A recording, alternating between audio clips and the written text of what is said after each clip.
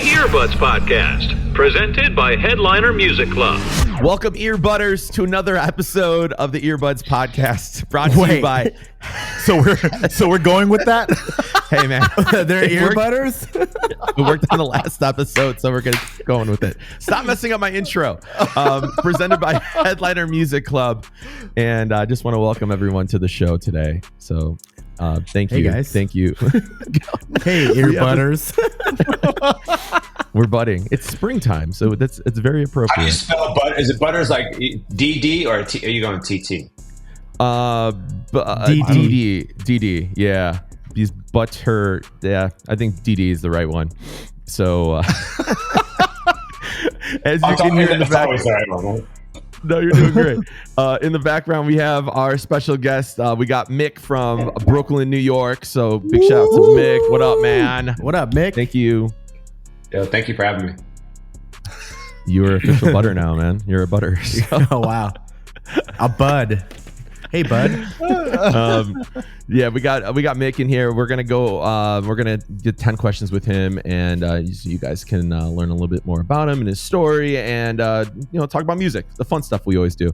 Also, going over new music releases, sneaky slappers, 90s slappers. That's gonna be a fun little addition that we got. Also, what's the scenario? Turn it up, but keep it classy. It's gonna be a hard one. And your edit submissions, and of course, your 10 questions with Mick. So. We'll get into all that on episode number 18. Big shout out to DJ Quad, DJ Show, and James Wang, who's a huge. He's just listening to every episode now. He's like commenting me, texting me on the side. So big shout out to James. I'm so scared because James will screenshot people's text messages and shit, and then put them on blast on social media. So Yeah, it's not even on close friends. It's like legit on his feed or on his story. Bro, he's like ruthless. He just doesn't care. It's unreal. But I just know better I just call him now. I don't make sure I don't text him anything. Neil, you have some shout outs? Yes, I got a bunch. I got Camwick from Boston. He is he gives me some of my dance music information. Danny, aka Big Bad Danny. He and I he'll just like climb in the DJ booth and we'll just have like some hip hop music talk. Isaac Palmer, Pyro Tiger, DJ Morrow, Aki, Stoon, and my boy Vengeance. Wow, He's one of my boys out here. Nice. Cool. Five, you got somebody? Shout out to June Cash, man. Hung out with us in Chicago. Yeah, what up, June? Our strip club correspondent. Yeah. Shout out Big Rudy for having me out there, and shout out to Millie and Allie. Got to hang out with you guys. Good times. We had a great time in Chicago. Five was in Chicago for St. Patrick's Day. He was here for a whole 12 hours. That was the craziest stunt turnaround I've ever done. He texts me when he gets home. He's like, dude, I feel like Calvin Harris. I just went in the city and I dipped out. Dude, I flew into Chicago at 11 a.m. 11:30, right? Got to the city. We walked to the river, saw the Green River. That shit was gross. And all the drunk kids everywhere. Got lunch. Went to go do my set from 6 to 8. By 10:15, I was flying out back to LA. 10:15 p.m. That was crazy. That's the way to do it, man. That's the goal, to like do that for every gig. That was amazing. I was at home by midnight. I love daytime gigs for that reason. Like you can get your work done and then you can still be at home in your bed, and then like the daytime ones are the best. But St. Patrick's, New York is big on St. Patrick's Day, right? Is there? I mean, not as big as Chicago. The bar crawl here was crazy. Is it a crawl? Is it a bar crawl? It's a bar crawl. So out here, it's like, I mean, at least in the city, these kids go ham out here. It's to the point where you could see the effects of it at night. It's like your prime time is the second the doors open. And then like there's this drop off at like 2 a.m. But so wait, hold on. So is everything, so for Chicago, right? There's bar crawls, but there's also just everything is open. So like the hole in the wall bar down a neighborhood street is open at 6 a.m. to serve, and it has a line around the block. Well, okay, let me is everything open? It's almost like a bunch of little mini crawls. It's like big crews of people just bouncing around. Kind of like SantaCon or whatever that is. Yeah. I don't know. Is it like that in Brooklyn, Mick? I think it's more of a city thing for like St. Patrick's Day. Yeah, I mean, I'm sure like it's more like, yeah. I mean, I don't know what like the bars are full from a traditional like just going and drinking perspective, but I don't think the St. Patrick's Day nightlife is as popular as it is in the city. Yeah, Brooklyn, we're still too cool. We have like that's below us. No, Mick, for now. It's You'll get the basics over there in a little bit. Yeah, soon enough. What else? Neil, what you been up to? What's anything new? Not much. Right now, we just started I just started a residency with Highlight Room on Thursdays with my buddy Brett David, and we're just trying to make it a fun night. We're doing like wide open format, so anything goes. Sweet. So yeah. I was in Vegas, did the marquee pool. That was a lot of fun on St. Patrick's, the day before St. Patrick's Day on a Sunday. I didn't know Vegas still goes off like on a Sunday afternoon, but it was great. And then I said, what's up to Deluxe? I caught up with him out there, and he played that night. And then we had Five's mic's off a little bit. Wait, Five, can we hear? I think there we go. Oh, there we go. You didn't fly home? There we go. Check. Okay. You didn't fly home like I did? No, I didn't pull you. I was thinking about it. I was like, I got done at 5 and I was like, man, I can get on a flight right now. But dude, I lose so much time though. You gain time coming back home. Yeah. So I would, if I left at 5, I wouldn't get home till like 6 a.m. Yeah. 5, 6. Yeah. Whatever the time difference is, it sucks. But no, that was cool. It was fun. Mick, what you been up to, man?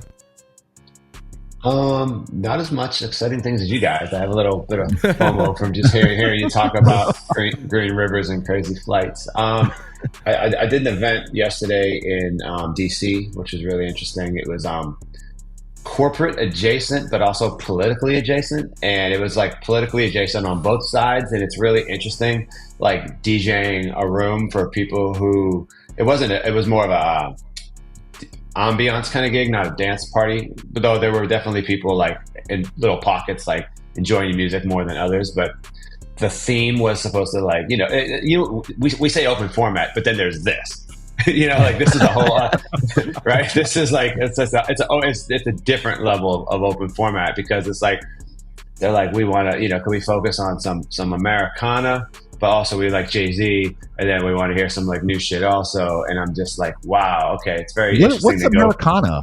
They actually said Americana? Yeah, so I just typed in American in my Serato, and just like any shit that had American in it at all, I just played. It could be like or USA. I just found random. I mean, I don't think that would win a Grammy for Americana, but like when they asked, I was just like, you look at the screen, ma'am.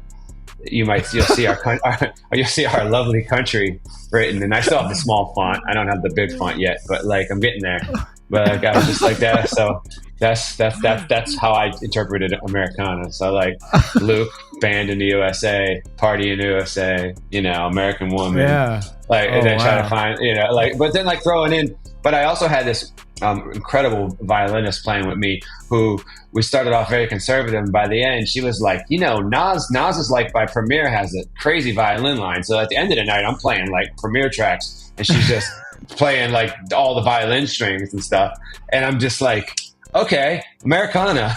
I mean, it was made in America, so Did they tell you this before you went into the gig, or when you got there? Like, I would have freaked out if they told me as I'm walking up and said like, you got to play Americana. I'd be like, well, I mean, yeah. Well, I have a rule that I try not to pay attention to anything people say before I show up, because like, and I mean that respectfully. No, I love that. That's like good advice. Yeah. Here's why. If it's a wedding or it's a private birthday party or something that's very important to somebody for their specific day, that's a little bit different, right? Because like, you want to make sure you have like things that really mean something to people on a day that should in theory mean something to them. But overall, right, all of us have put in significantly more than 10,000 hours doing this, probably 50,000 hours at this point, especially with you guys, right? So we could go anywhere and close our eyes and get a B- at minimum accuracy just to do a good job, right? Without having to even think about it. So like,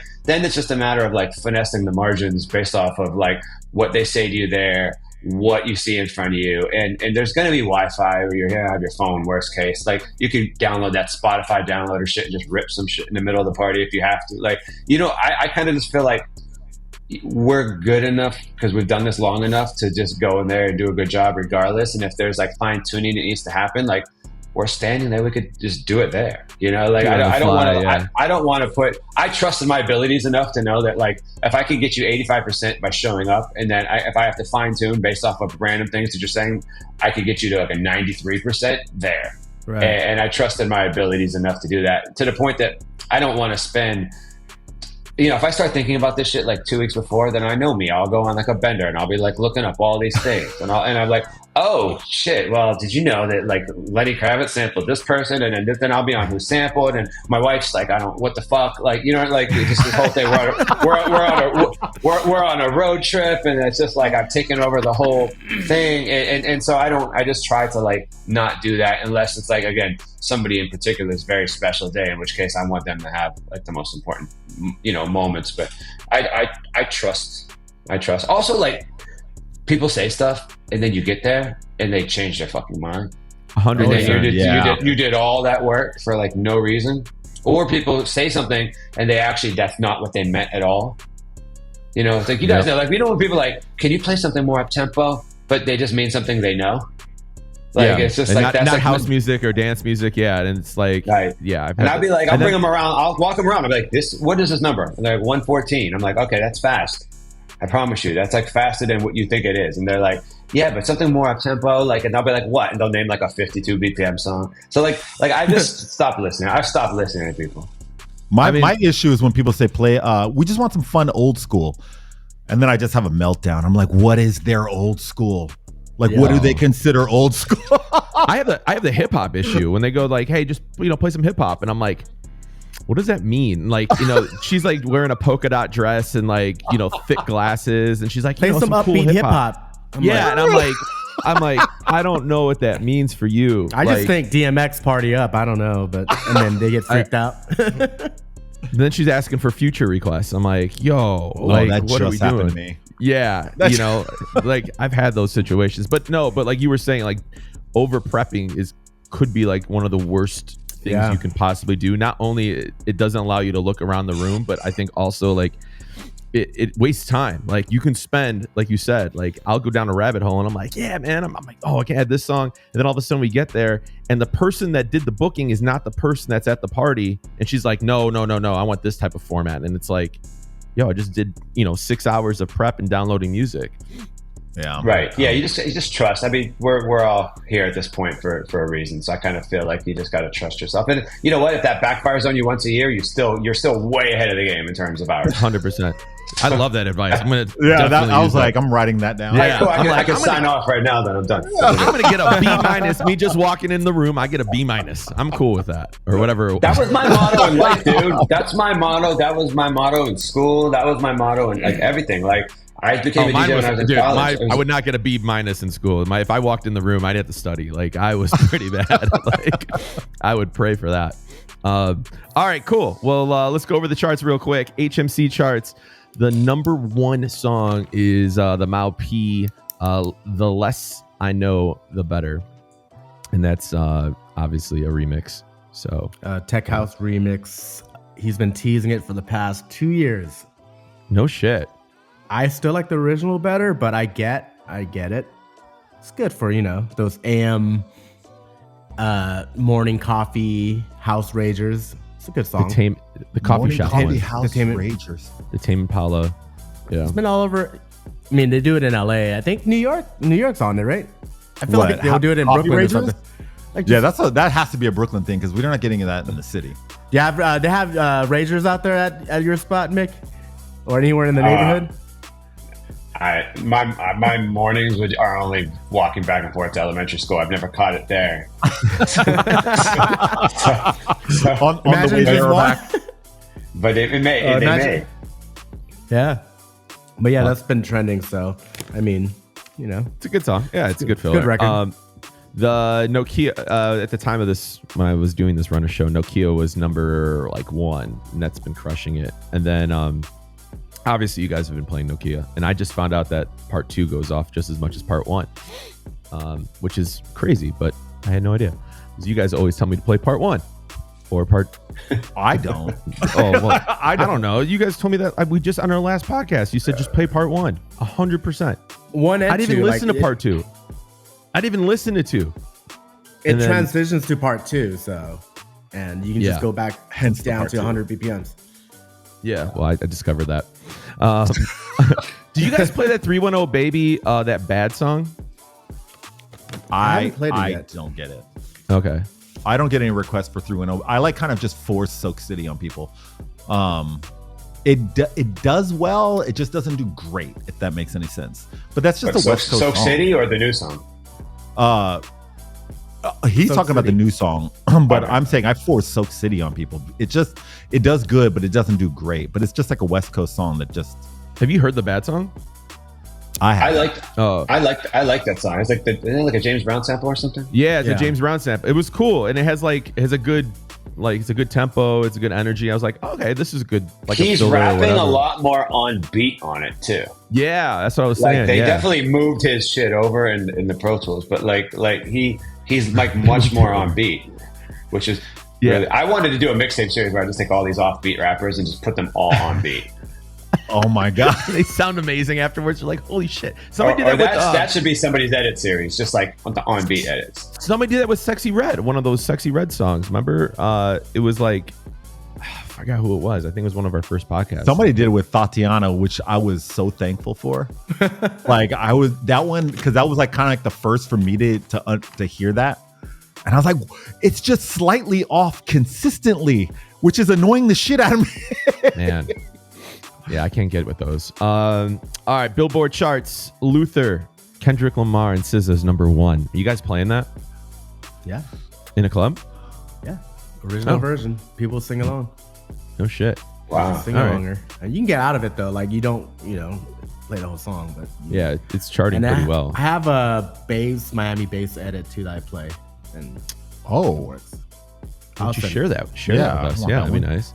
Got There's you, also a dogs. website. There's a website called what was it? Oh, Headliner Music Club. You could put it on there for everybody. That would be I tend to like hold on to it for like a couple weeks and then I'll add it to my playlist and then what? So you're holding out on it. Oh, I see what you're doing. Okay. So like Five has his own exclusives for a couple weeks. And then we all get his the people who leftovers. send it was like, oh, can you like the people who made the edit, it's like, oh, can you just hold off before you post? I'm like, all right, I got you. All right. I see what you do. Yeah, I see what you do. All right, so TikTok trending charts, we can't do that anymore because they're gone, right, Neil? I don't know what happened here. I had no idea. Essentially, they had a partnership with TikTok, and it just expired on March 1st. And so where do we get our TikTok charts now? TikTok? We're I don't know where to find those. It was so nicely like organized on Billboard, so I don't know. If you guys know, give us an email or send us something. Let us know where to go. You know what I do? I just married somebody younger. I married my wife, and she's like 12 years younger. So like, I just get it's like a feed of that She shit. just feeds you. Right? Yeah. It's just like Same. It's just like I just wake up and I just know. She's doing the dance. You're like, what is this? Yeah. Fuck yeah. Her clothes change in the middle of like it's just fantastic. You're like, what are we doing today? Oh, another song came out. Okay, I got it. All right, so Apple Music City charts. These have changed a little bit since I did this run of show. At the time, it was Nokia and then Party Next Door. Hold on. Party Next Door featuring Drake. Somebody Loves Me. Do you guys know that record? No? I don't. Okay. That was charting everywhere for some reason. Right now, it is Playboy Cardi and The Weeknd, Rather Lie. Evil Jordan is number 2. Drake, Nokia, number 3. And then Everybody Loves Me, Party Next Door, and Drake. Actually, that's on, I think, the Drake album is number 4. So that's going in New York. But for the most part, all the cities are pretty much Playboy Cardi's in the top 3. Good credit. The Kendrick one's number 3 in LA. And then Chicago is sorry guys, I'm scrolling over here. Evil Jordan's big in in Chicago. Yeah, Evil Jordan. And we were discussing that. We're like, wait, are they talking about Michael Jordan or what was the? That was my question over the weekend. And I was like, yeah, we can't talk about that. Well, I mean, it's fair enough, right? It's I don't know, Evil Jordan #1 in Chicago. So that was my question, but I guess Neil answered it. Yeah, I believe Evil Jordan was a leak, actually. You said it came out a long time ago, right? Yeah, that thing was actually, I've had that for a while, and I just didn't really, I didn't realize it was going to be on the album. Oh, so you had an exclusive too that you didn't show anybody? So Playboy Cardi's got these, like, I can't remember what the handle is. I think I spoke about it on last podcast, but there's been, like, I guess he's leaking stuff, but he's calling it other stuff. Like, it's a whole nother name. And there's like Spotify I don't know, profiles that are leaking these things, but they're not the same titles. So they just changed the title and then they put the real title when the album comes out? Yeah. Maybe like their demos or something leaking. I guess so. All right. Speaking of Playboy Cardi, let's just go over that album. You guys, everyone listen to it, or what was thoughts, or what should we be playing, or what do you think is going to get a good reaction? I mean, I like the album. I wish Pierre Bourne was in it. He used Pierre Bourne on the album, because that's essentially how it was always those two. Yeah, and they were always doing stuff together. But I like the album. It's definitely more polished. You said there's 30 songs, right? Yeah. Something like that. Jeez. So, but for the album, Rather Lie was the one that I had money on. Evil Jordan, I knew that one. That one just goes hard. Good Credit. Fine Shit, which is also getting a lot of, it's going viral with like a lot of the girls on TikTok. And my favorite is Charge Them Hoes a Fee. Charging Them Hoes a Fee. Yeah. Great title. All right. That sounds like a Neil song right there, for sure.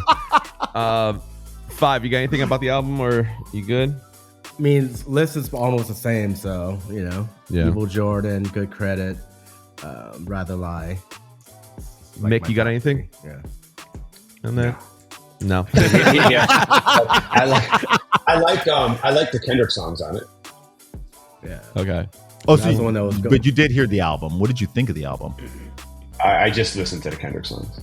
That's a good credit, right? I was like, you know, let me delve in for 7 minutes on the train. That's like about 4 songs at this point. The way that songs are going right nowadays, I'm like, oh, so you're listening to 4 songs on the album. I really want to see how long these things stay on the charts, because it's like these albums come out, they get a lot of hype, and then they just fizzle out. So if it stays up there. The thing about Playboy Cardi is, and we were talking about this off air, but when you were like, what songs should I play? Playboy Cardi is one of those artists you just have to buy the whole album, because even he has such a cult following that even like album cuts will kind of resurface as like a thing. So you kind of have to have the whole album. Yeah, I don't really get a lot of Playboy Cardi requests though. Like, I don't get like a bunch of. Don't smile at me, Neil. I don't know your. Never mind. All right, whatever. Just play one or two. If Third Eye Blind was featured on it. Third Eye Blind, yeah. All right. If you sample you're just Third Eye profiling Blind me here. Yeah. Okay. I'm like, man, this is a great album. You guys hear this one? Thanks, guys. All right, this is. I wish I didn't have to go to Tate McRae next, but did you guys listen to the Tate McRae album? And Neil's probably going to single me out, asking if I did. I mean, surprisingly, I heard it, and I thought it was a great album. I have girls coming up to me asking for songs, so I didn't know if you guys are playing this in the club. Yeah, I don't. But that's the weird thing. I don't, and I was thinking "Revolving Door" was going to be the song. I don't get any requests for Tate McRae, which is actually it's still randomly. Charlie XCX. Yeah, Charlie XCX. But last week, Roche, I was in a chat with him, and he sent me a whole edit pack of the whole album, like intro, whatever. Yeah. Oh shit. So shout out to Roche. Yeah. But I'll share the link with you guys. Mick, are you playing any Tate McRae? I'm not, but that's it's funny. That's Americana. It's Canada, Connor. Is she? Yeah, she's Canadian. Yeah. I just looked it up to try to give you guys like some info on her that you don't know yet. And the first thing that comes up when you Google her is Tate McRae is an industry plant. It's right next to her three pictures. But like, who's not an industry plant right now? But that's that's wild. But you were talking about the like how these songs get on the charts so fast and then they disappear. But I was thinking like when you look at like the Billboard charts, for example, some of these songs have been on there like for over a year. Like Not Like Us is still like in the top 5, I think, on Billboard 100. Shabuzi's still up there. Shabuzi, yeah, he's still like in the top 10.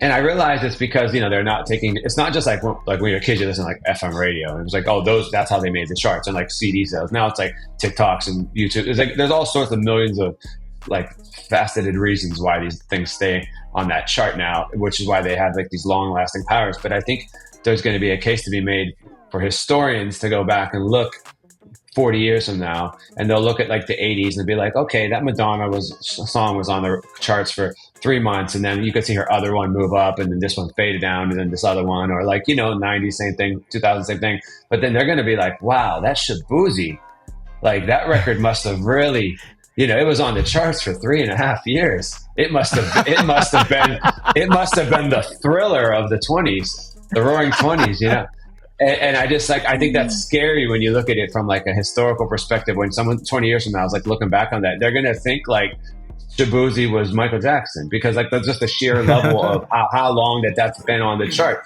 Because those are like Michael Jackson type numbers to be on a chart for like a year like that.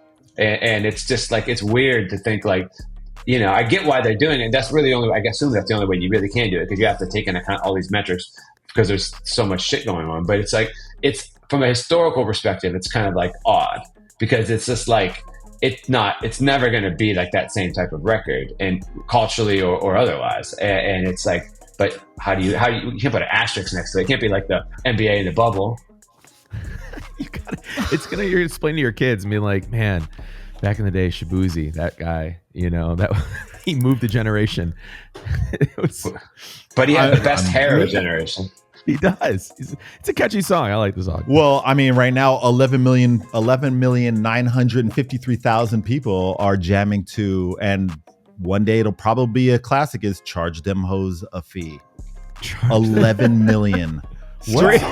Holy shit. Wait, what song? Charge Them Hoes a Fee. Yeah.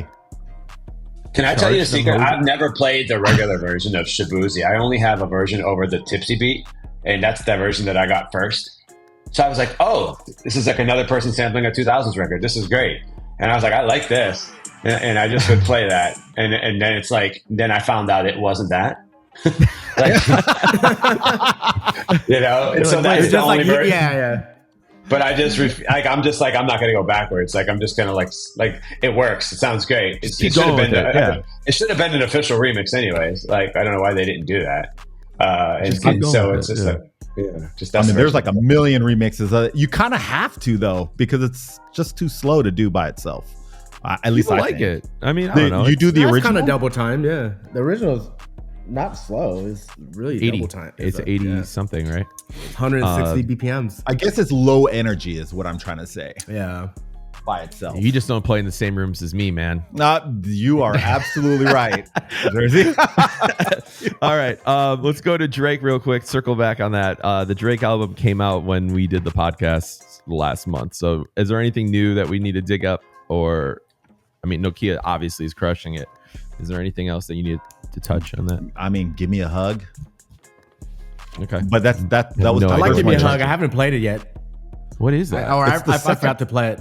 Yeah, it's the second half that you're really waiting for. Okay, I see it right here. Yeah, and it says Somebody Loves Me. The Party Next Door record is number 8. Yeah. So, I mean, I don't know. Give Me a Hug and Nokia are the only ones I'm getting requests for. Nokia mainly. Really quick, I want to touch on one more I didn't have in this thing, but I think Lady Gaga's album came out. You guys listen to that or no? Oh shit, I had no idea. I liked Abracadabra, but I'm not. Is it Abracadabra? Did you just add an extra? You put another syllable in there? Oh yeah, Yeah, he did. Abracadabra. Can you say it 2 times fast? Abracadabra, abracadabra, Abracadabra. abracadabra. I can't say ever. You could be in Migos if you do it a little bit slower. You could be. So you listen, but you listen to the album or no? No, I just heard that one. I was like, I'm not mad at this, but I can't play it. It's like pop. It's a pop album, so Yeah. it's pretty good. I didn't know if anyone's playing anything out or if they're just kind of or if they're getting requests for it or anything. I'm gonna listen to today, and we'll report back next month. Perfect. That's all we need. All right, let's go to Sneaky Slappers. 90s hip hop tracks that still surprise crowds and rock a room today. What are ones that you wouldn't expect to go off, but they do every time? This was a I put a lot of work in this one, guys. Let's just go around the room really quick. What are some 90s hip hop records that are still working today? Let's go with Mick. All right, Mick, you go first, man. You know what comes to mind? I think it's more of like 2000, 2001, but it's kind of the same for like the younger people anyways. Like I'm surprised, and this may be just more unique, but like LL's Headsprung still goes off every single time I play it. Oh, yeah. For any age, for any group. And I think it's just because of how it starts. It's just, you can't not drop that exactly how it's designed to be dropped. Unless you're a DJ that can't count to 4 and then you fuck it up, which I hear so much now. and I'm just like, bro, like They Call Me is not the one. All right. I'm sorry to tell you that. But but like that record for me, for some reason, still just like kind of goes. And then, obviously once you get there, you could kind of like oscillate back and forth between all the early 2000s hip hop records and all the new things that like are sampling that, which I feel like that's dying down a little bit again, which is kind of nice. It was really weird for a minute where like every single record, especially a lot of like the New York artists, if they weren't doing like drill things, were just sampling like 2002 records. And it was kind of odd. I'm sorry, I derailed your question. No, you're good, Mick. So we got your songs. Headsprung. Who else? Yeah, Headsprung. 90s, 2000s. Wait, is it 90s? That was Well, man, I got 90s. I mean, I'll just go. I don't know. For me,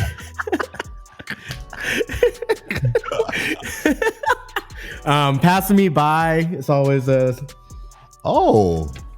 good one for me. Being on the West Coast, like playing on the West Coast, like people, don't expect that. That's Far Side, in case anyone was wondering. Far Side, Pass Me By, Outkast, So Fresh, So Clean. Yeah, I know this. Like, stuff. Mid set, just surprise 90s banger for the kids. For the kids. They're gonna love that. Yes. I got are you done? Let me go? Yeah, I'm done. Okay. All right. This Is How We Do It. Still surprises that like the kids know This Is How We Do It by Montel Jordan. I have no idea why. Jump Around, because of This Weekend. By the way, is Jump Around, is that an Irish song? Do like people know that's an Irish song? Yeah. No, but like is it like the new? See, that's what I'm saying. I always interpreted that as an Boston. Irish. Wasn't it? Yeah, but they're Boston. They're wearing Celtics Celtics jerseys. Right. House of Pain was from LA. They just wore that shit in that jersey. I mean, excuse me, in the video. They just like they were from LA. They're from LA?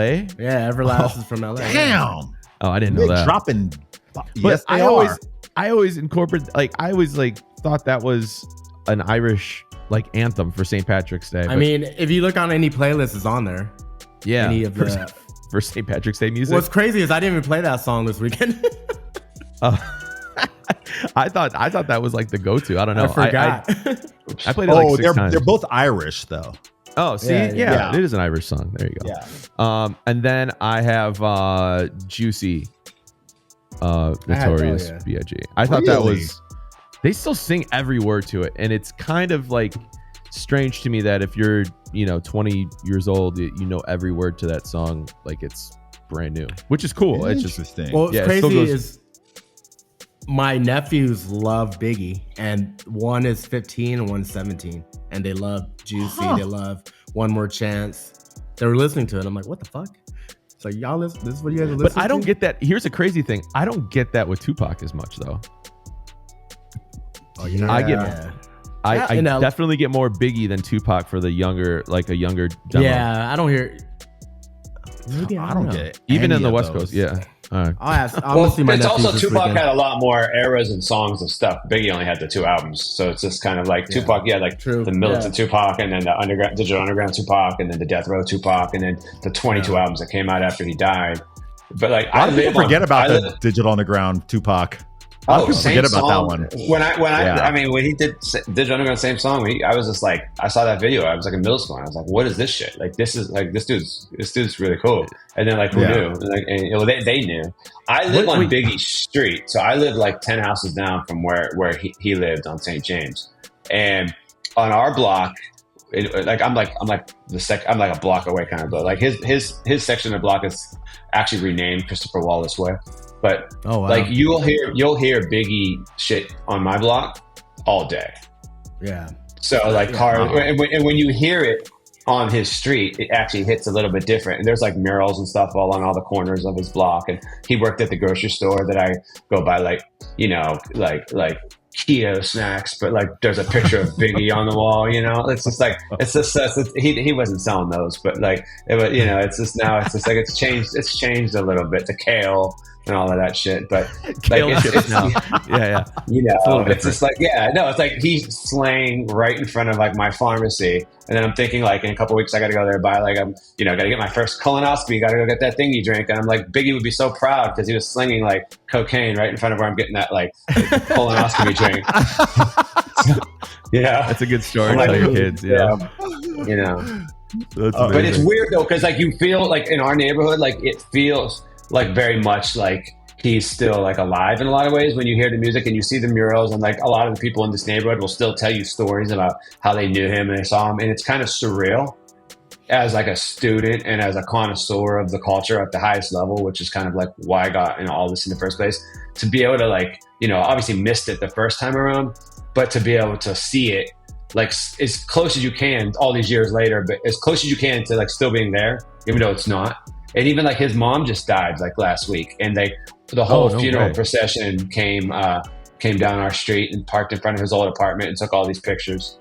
And it was like Biggie's kids, Diddy's kids, which was like, you know, I guess they're still friends. I don't know how that works, but like, you know, it's still very much like very current.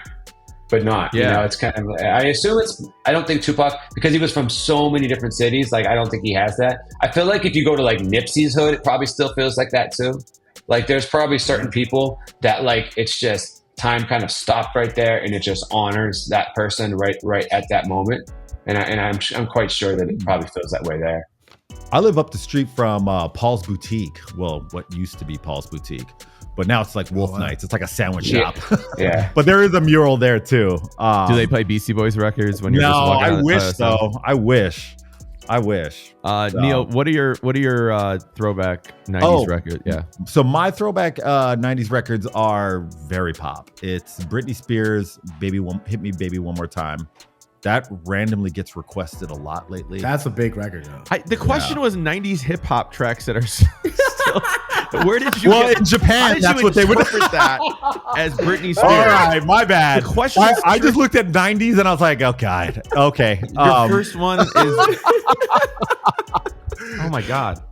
Then I've got none. Oh, I gave you a layup, bro. Yeah, I know. That's something that would I know. I dropped the ball on this one. Then I only play like pop 90s. We don't do Hypnotize. Hypnotize always. Like I even play Jay-Z and it doesn't really do anything here other than Empire State of Mind, which is not. Like you don't do like everyday people. I just want to love you. No, not in the spots I play at. I'm playing for like 22 I'm saying if you just like even 29. put like a little, if you sprinkle that in where it's just like I don't know. It does nothing. Like Jay-Z does nothing. You don't play Juicy at all. No. Really? Absolutely not. Like you wouldn't just play just the verse. Oh wow. Okay. No. That's they crazy. either want Travis Scott or nothing. Or Tate McRae. or Playboy Cardi. Spears. That's like literally I could do both of those in the same room. All right, we'll do it. Hey, and Travis next Scott. episode, maybe we need to do a 90s pop version because Neil, you did your Then I'm homework gonna give you already. the hip hop 90s from them. Yeah. You're like, yo, I love Far Side. Yeah. Like that company flow record's really going on. Oh wow! I play Luke Company Pack over and over. All right, top new records you guys are playing out. Who wants to start this one off? Who wants to kick this? Anybody? 5, you look really I'll excited go. right Yeah, now. yeah. Yeah, there you go. He's like, oh, I want to do this.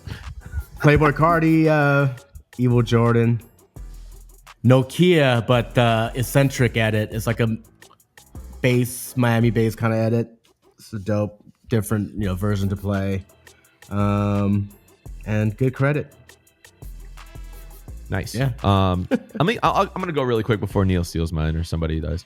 That 10 because Neil will have like 30 of them. He's like, yeah, these are all. I got 5. That's okay. I have this song. I'm sure you heard it on TikTok. That Crystal, the Days, the Notion remix. That was on my list. I knew it was. I fucking knew it. Damn it. I love that song. Wait, which one? Crystal, the Days, the Notion remix. It's like drum and bass almost. It's like, would you consider drum and bass? Yeah, right? I don't. It has that same feel, but then it's also pop. Yeah, I don't know. It's really good. It's on everyone. It's like 134. It's like 134 or like 132 or something like that. It's 5. It's the song that they just put the recap out from the club from. I saw that. Yeah. I was like, it's not from Rudy's Club. Song for some reason. Yeah. No. Nice. I got Passion Pit, the Sophie Tucker remix, Sleepyhead. Yeah. That was on your list? No. I was like, oh shit. I love Sleepyhead. And then Mau P, the Less I Know the Better, the HMC club edit. So those are the ones I'm feeling right now. For me, mine's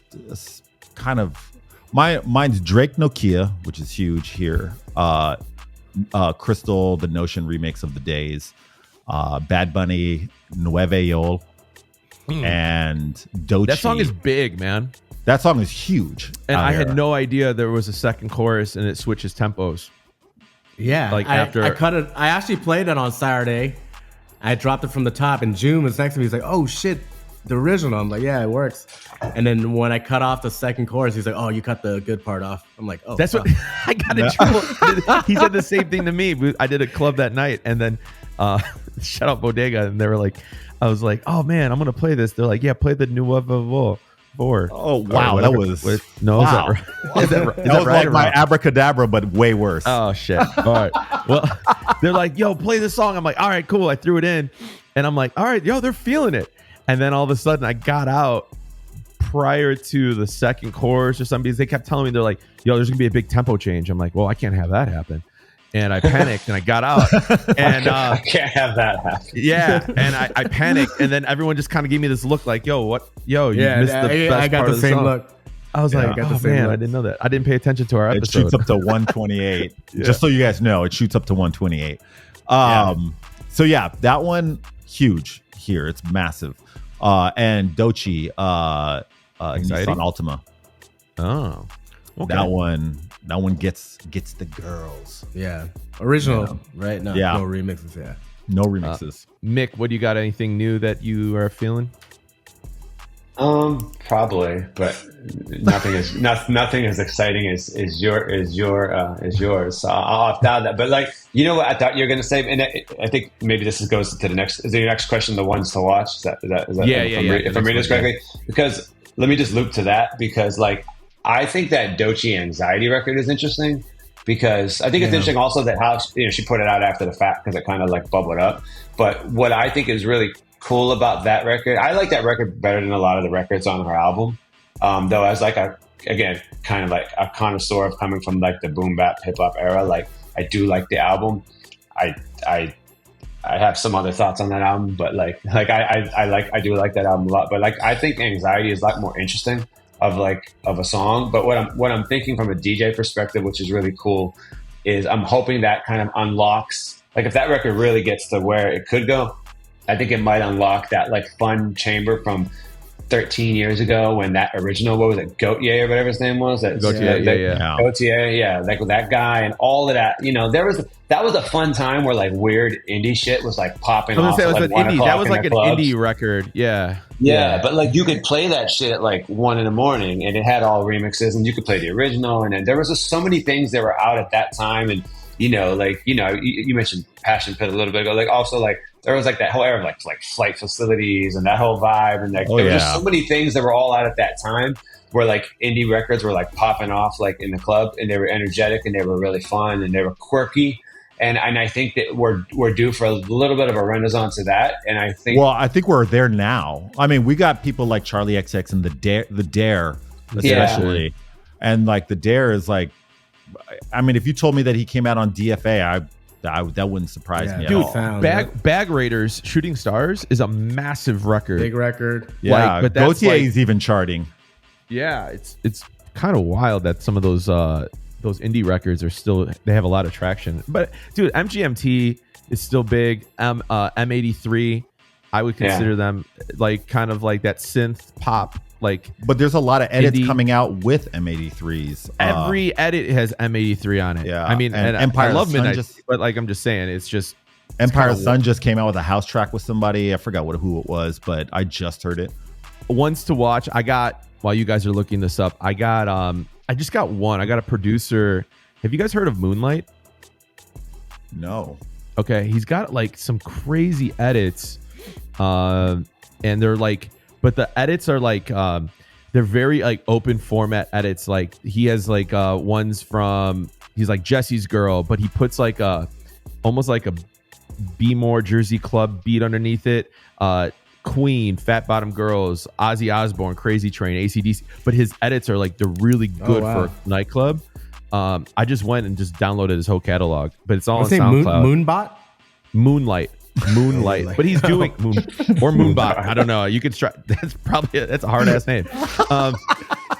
But Moonlight. I also he did a club show where I was playing somewhere and he had a flyer up. So I'm trying to think where it was, what city it was.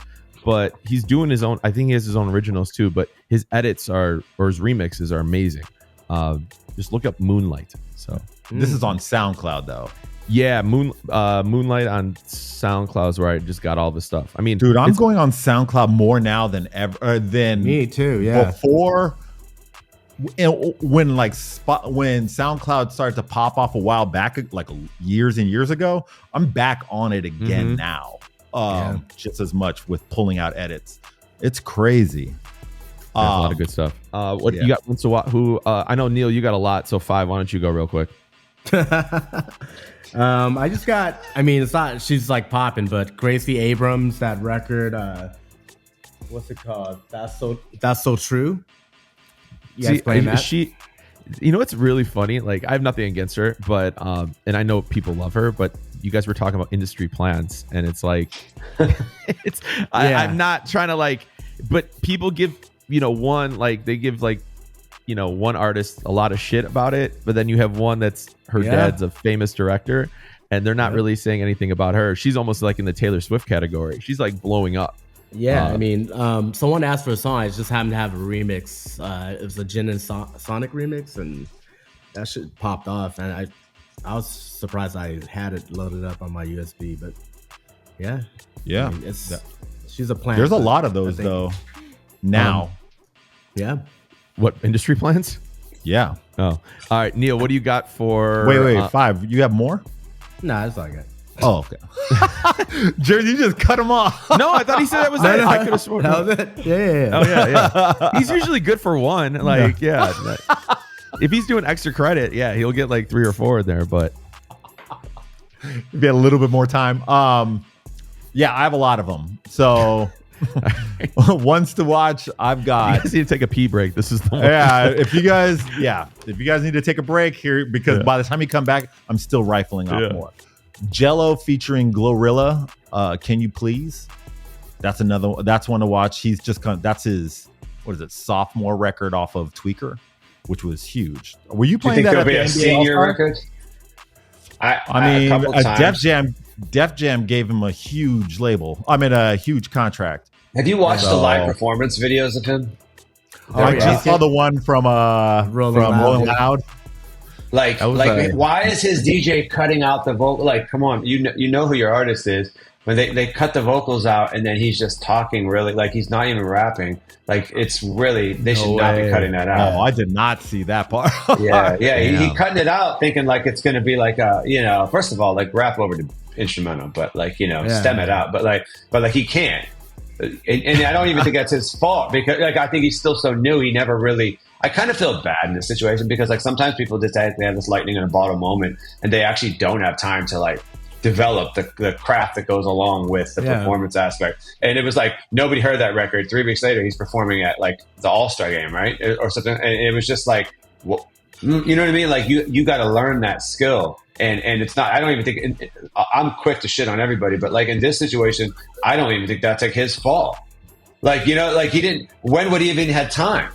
Like it was, you just like got thrown up so fast. It's not like he came through like the clubs of like, you know, he didn't come through like the battle rap scene. Like he didn't come through that. He just made a catchy record that really caught on. Not a lot of artists nowadays have come from that. I mean, Kendrick was like an anomaly almost. Well, no, I'm not talking about that. I'm just saying but when you come through that, at least you're learning stage presence as you're learning your craft. Right. Nobody has to learn that anymore. So like that's all I'm saying. So like for him never having to, I bet you he probably performed that record live 10 times total before he performed at the All-Star game. You know what I mean? And so like, they were 9 of them were probably with his friends. So it's just like when you go from that, right, to like that, it's not your fault. You didn't have a chance to learn how to like, you know, perform that in a small club, perform that in a medium club, perform that at a small concert theater. You're doing it at the Chase Center. Like it's crazy. Like it's just like I try to be empathetic, but also like, you know, enunciate. I tell my kid. All right, wait. Let me get through this list really quick.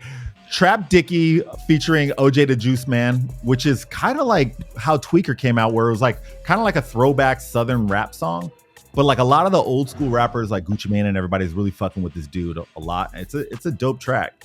Another one that was like a surprise to me that I actually played at a club recently that got a pretty big reaction was Cash Cobain featuring Bass Swag and Rob 49, and that's Trappin' on the Yacht. I didn't know that people knew it, but they knew it. Bayjax and Zebby Will called Get Jiggy. It's sort of like 41 Bent. It's got that same feel. But these kids they've gone viral. This is more of an Afrobeat, borderline Amapiano, somewhere in that range, is Wiz the MC, Bees and Honey. The song's called Show Me Love. And this one kid, he's like a 16-year-old kid, Bay Chief, Do It. The songs are either Nacho or The Viper. It's kind of like, it's just like some hood stuff, similar to like Viking, Shy Baby. Oh, is that song you posted on your Instagram? You said Viking. Yeah. I was like, what? What show was that? That was Shy Baby show? Yeah. Massive out here. I would it's die not charting in that crowd. anywhere. It's never. Yeah, I heard he has a cult following too. Like his earlier they stuff. Knew like every word to every single song. Every person in that room knew every word to every Where's he song. from? I want to say he's out of Atlanta with 21 Savage, because he was on a really big song with him. But he's the one who came out with the song "Pull Up on a Stick." Oh yeah. He's the one who did that one. And then on the dance side, I'm gonna just pick more producers on this one. Hunter, which is known for that Clooney remix of Stephanie. But he's pumping out a lot of stuff. Yeah. Max Styler, Let Him Know. He's known for Let Him Know, Odd Mob, and Notion, like we were talking about. Yeah, those are like. I'm getting a lot of requests for Odd Mob now. Like Odd Mob out of is nowhere. killing it right I had now. no idea. I don't know why I thought Odd Mob was like a dubstep bass artist. I was like, no. Maybe I'm confusing with somebody else, but yeah, he is. Dude, I get girls are like, the Bad Bunny syndrome where they hold your phone up, and they're like, they play Bad Bunny. I get Odd Mob ones now. Odd Mob is killing it right now. Yeah, it's Get wild. Busy is sick. All right, cool. Sean Paul remix. That's a big one now. All right, you guys good on that? Wants to watch? We good. Cool. We good. All right, what's the scenario? You're playing a luxury brand event. Think Louis Vuitton, Ferrari, and the brand rep says, hey, we want some energy, but nothing too crazy. We still need to feel elevated and it's a very high-end room. What's your approach? What do you play? This is going to be good. Mick, or should Mick go last? Because I feel like he does these more than all of us. or should you go first? What do you guys want to do? Up to you guys, but all right. You know what? Neil's got a weird smirk on his face. So no, I want him to go first. I want him to go first. Last. No, okay. I think Mick should go last because he's gonna crush it. Okay, I have 2 different versions. I have 3 songs in each category. One, if I'm playing, because never make it easy. This is why our podcast is 4 hours. Yeah, the only reason why is because it depends. Like if you have an older crowd, then you're playing a whole nother set. But if you're playing a younger crowd, then you're playing a whole nother Ferrari set. event. There's no one that's 23 but years old. Right now is really big. Like, you want to pull in influencers. So you got like a mixed. Are you doing Louis Vuitton or Louis Vuitton? Because there's a difference. So okay, for my old heads, I would do Whitney Houston, $1 Million Bill. Grace Jones, Pull Up to My Bumper. And Classic. David Bowie, Modern Love. Fuck. All right.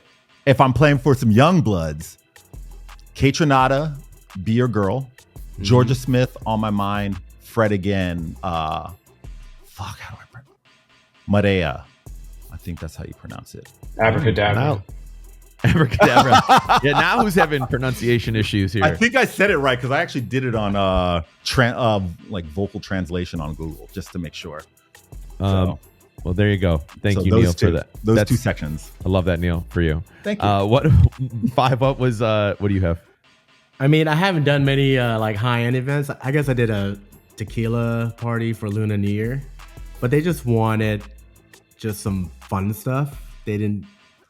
So I just played DMX Party Up. If all fails, DMX Party Up. I have a folder of future beats, like remixes and like mashup stuff. I just play stuff off that, like a lot of Kate Renata, Afro beats, I'm a piano. All right, I got.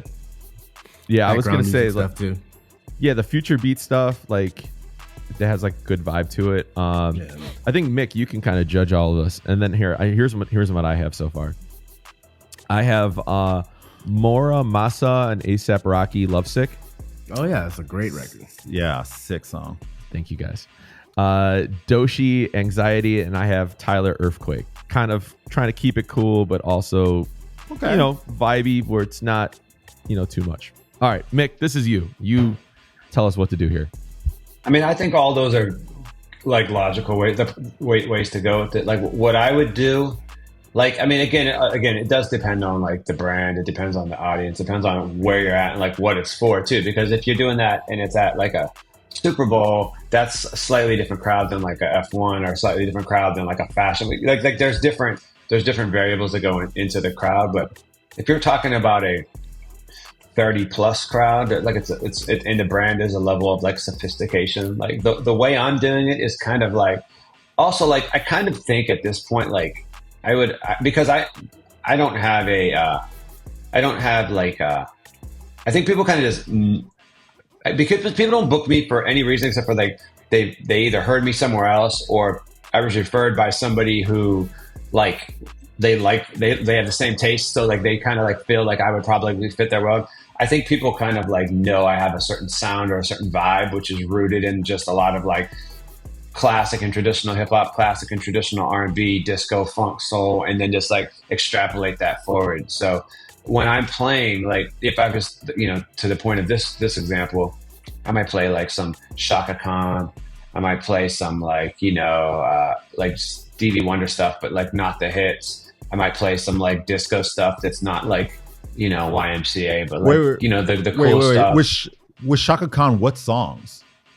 I play I want to know the songs. That's why. I play like, I forget the name. It's like, I know you, I love you. It's like one of those, like, like that sort of stuff. Like, not like Shaka Khan, not that one. But like the more disco-y, like soulful, like fun stuff. Not something that sounds like you're at an 80s party, but just like that 70s stuff that wasn't over the top. I mean, where it's from, but it just doesn't sound too dated. It just sounds like music. You know what I mean? It doesn't sound like just like I grew up thinking disco was horrible because I only heard like the 6 songs that were on those TV commercials in the 80s when you would like, oh, get the disco hits. And then you move to New York and you're like, they don't call that shit disco. Like disco was like just house music was disco. Like there was like so much dope stuff that all fit into like disco. And it's just like, so I would dip into that lane for a little bit. I would dip into like some up-tempo 90s hip hop, like little like LL Jingling Baby, or like, you know, some of the Tribe songs from like the first album, you know, maybe De La Soul, like the shit that sampled like Hall & Oates, like that sort of stuff. Yeah. I'd go there. Then I'd go into like the Kaytronadas and things of that world to bring it more current. But like, you know, if I need to go like more like up-tempo for energy, but not like for dancey, like I'm trying to stay between 106 to 120. You know, I'm trying to stay like in that range, but there's just so much you could do. You could hit the fast Justin stuff, like those 108, 109 records of that. There's just like, there's things that, you know, the nerd stuff. There's a lot of things you could do. You can even go back and play like some classic, like breakdancing records, you know, like the Mexican and all of those. Like you could just you could weave like a tapestry of just like really dope shit. Enough recognizability with like some artists or some producers where it sounds like familiar enough at times, but like if it's not something that's supposed to be overly dancey but still energetic, like that's kind of like where I go. Nice. You know? Got it. And if I needed a little more familiarity, I would throw in, like we were talking about, like those Elton John records and things like that, like from a couple years ago, like those sort of remixes where it's like those. They were like, you know, if you pitched them up, you could make them primetime dancey, but if you kept them as is, they're like 118. Like, you know, like that's like that's fun too. Like, so there's just ways to like do that and just stay there, but and just, you know, everybody just feels good about it, and that's kind of like my DNA for those sort of things. Yeah, I think you're just saying like just keep the vibe depending on the room, but you could kind of go everywhere, just pick and choose. That Shaka Khan record, I Know You, I Love You. I love that fucking song. I just played it actually not too long ago. I love ABBA. Nice. You guys heard yeah, ABBA I know you do. I was just talking to June about how much you love ABBA. Is it ABBA? ABBA? I don't know. I say ABBA. All right, let's go to your edit submissions. Edit submissions real quick.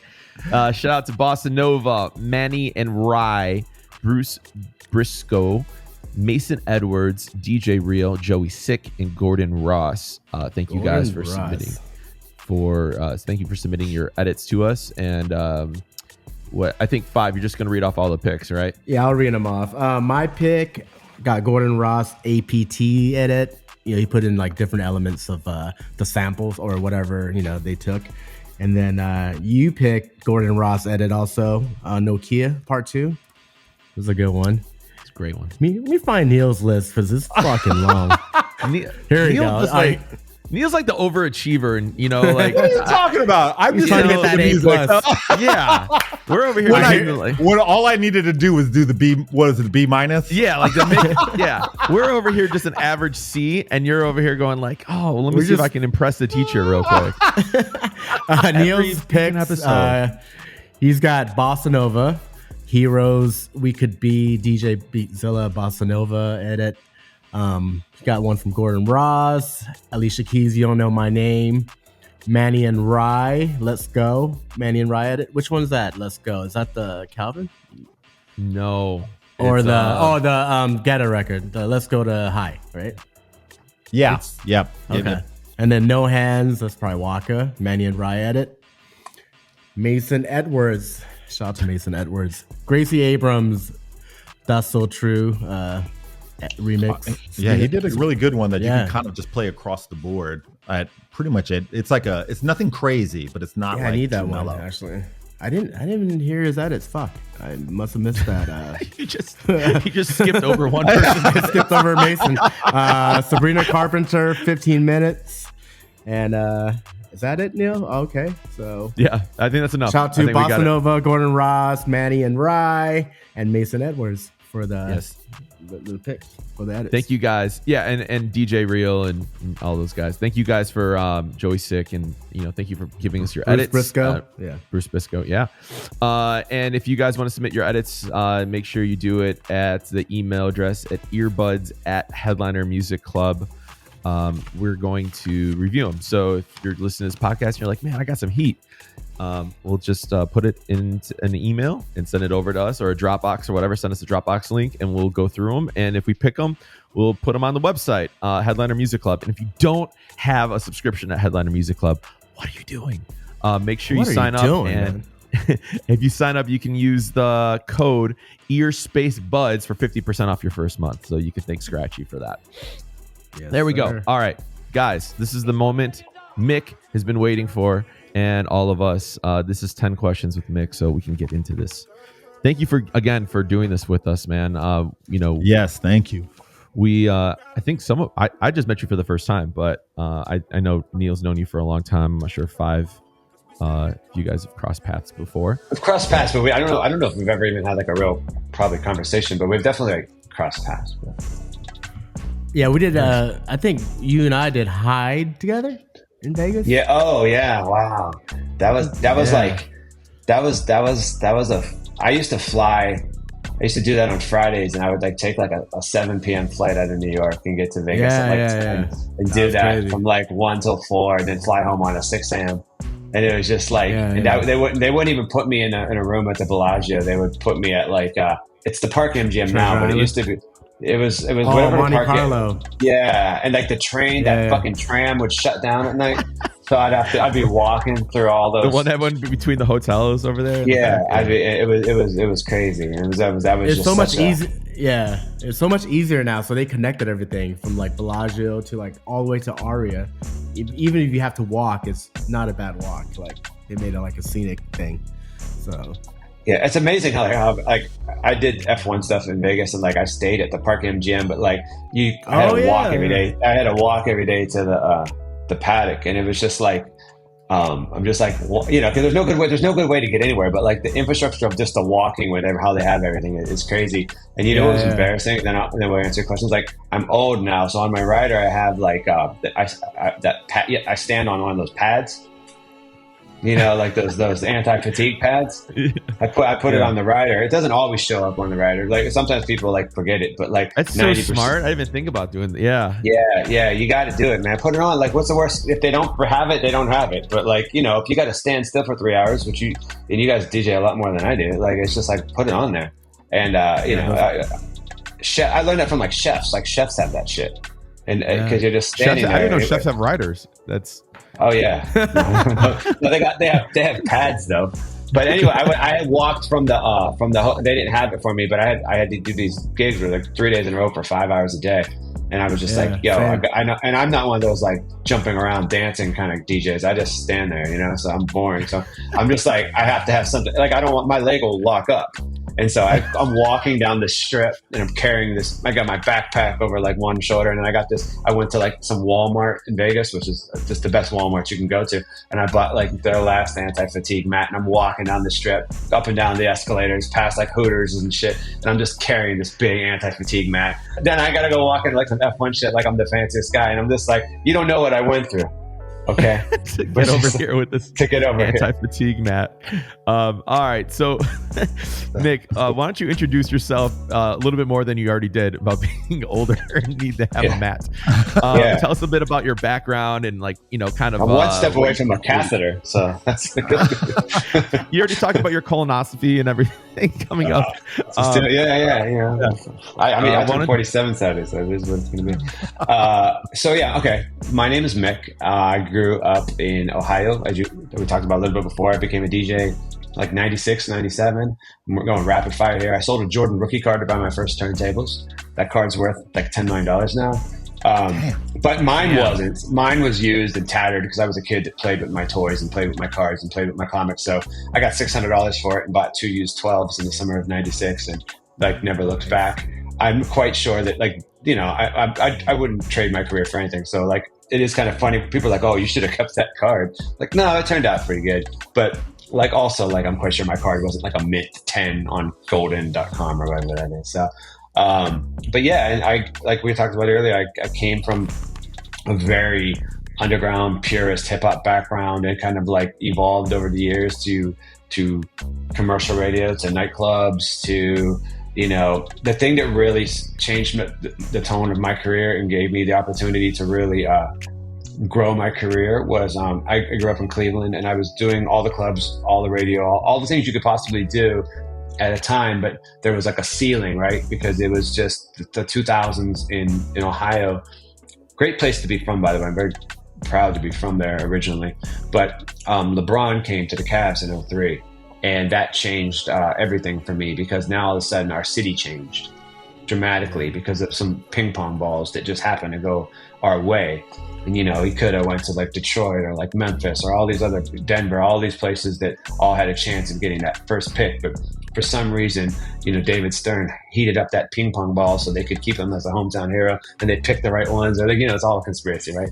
But, you know, we got that for our town, and it changed my life 100 times over. And it didn't just change my life. You always hear the stories of like, whoa, when you have a transcendent athlete talent, like somebody, you know, the bodega next to the arena stays in business, and, you know, all these things happen. And it's just like, it's so true. It can transform a town, but it can also transform like the people's lives in the towns. And it transformed mine, because all these people were now listening to me play that were so different than any people I'd ever played in front of, whether it was people from record labels, people who from movie studios, people from Pepsi and Coke and Nike and Adidas. Like, all these people were now in my town all the time. And that enabled me to build a lot of relationships. And so that I was able to leverage all of that. You know, I'm very fortunate that happened. You know, I definitely did the work to put myself in that position to be playing when they were there. But like, I take no credit for the fact that they were there. But since they were there, I knew I was astute enough. I've always thought of myself as more of like smarter as a DJ than good. You know, and I just recognized the opportunity of being able to like notice who was in front of me at the time, and making sure that like, and knowing that that's just never going to fucking happen again. So like, let me take advantage of this now. And it worked out. And then I was able to leverage that sort of, not just those relationships, but more so that mind state to get myself to New York. And then I moved to New York in 2008 and just kind of been going ever since. Oh yeah. Neil? Yeah, well, I mean, my question was coming from nightclubs and shifting over to corporate events, you know, how did that shift happen? But you just answered that question. I was literally texting Jerzy like, hey, he answered the question too. Well, yeah, I think to like, you know, to take that a little bit further, I think, you know, you said you started out, you know, like most of us, but you transitioned to more of the corporate scene and stuff like that.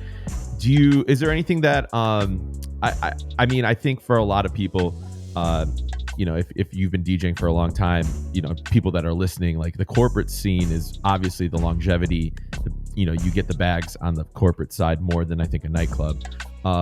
Is there anything that you do miss from the nightclub side, or that, you know, that hasn't, you know, maybe crossed over to corporate events or private events and stuff like that?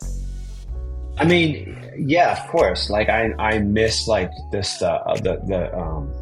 the subtle nuances of being super creative when somebody randomly says something, like hearing how you guys have just like kind of like just chatted about like songs and edits and all of that. Like, I don't have to like really like live in that world too much anymore. I kind of just dip in when I need to, and hearing just the joy of how you guys communicate about that and just like share that, like that's so beautiful. Like that's why we all do this in the first place, whether it was doing it, going record shopping back in the day, or like this version of this now, or whatever this version of this is going to be in 15 years, because it's going to be something totally different, but it'll be the same thought process and the same camaraderie of like DJs sharing songs, and also DJs hating on each other and not sharing songs, and like keeping it for 3 weeks before you put it on your fucking record pool. But is that any different? Is that any different? Five.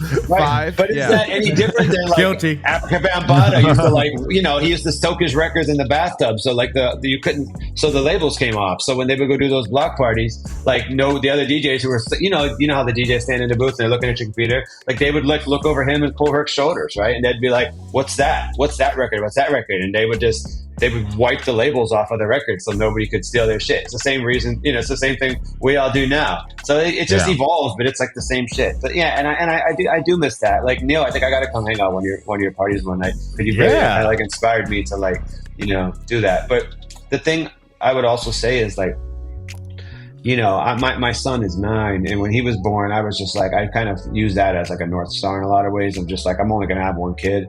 I want to be as present as possible for him. Is you know, there's like a stat that like 90% of your time with your kid happens before they're 18.